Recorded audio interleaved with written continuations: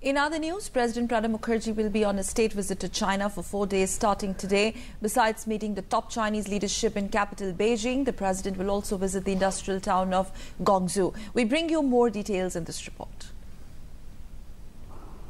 President Pranab Mukherjee's 4-day state visit to China is being considered very crucial in improving bilateral relations, especially in the background of the new dynamics in relations ever since Prime Minister Modi took charge. President's first destination will be the industrial town of Guangzhou.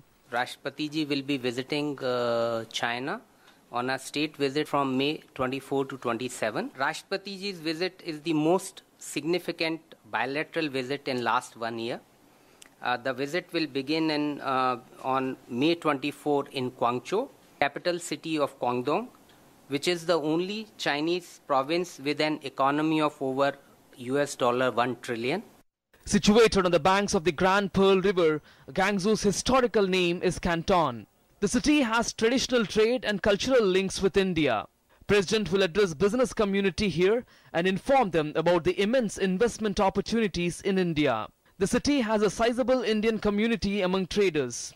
President will arrive in the Chinese capital Beijing on Wednesday. Here he will hold bilateral talks with top Chinese leadership, including President Xi Jinping, Prime Minister Li Keqiang.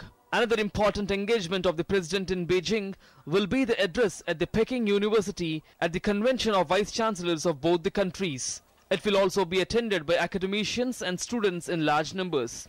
Though there are few challenges in the bilateral relations between India and China, but both countries hold immense possibilities of cooperation.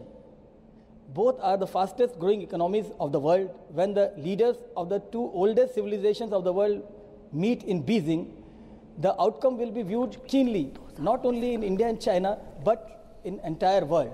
With camera person Mahmood Ahmed, it is Prakash Pant, DD News.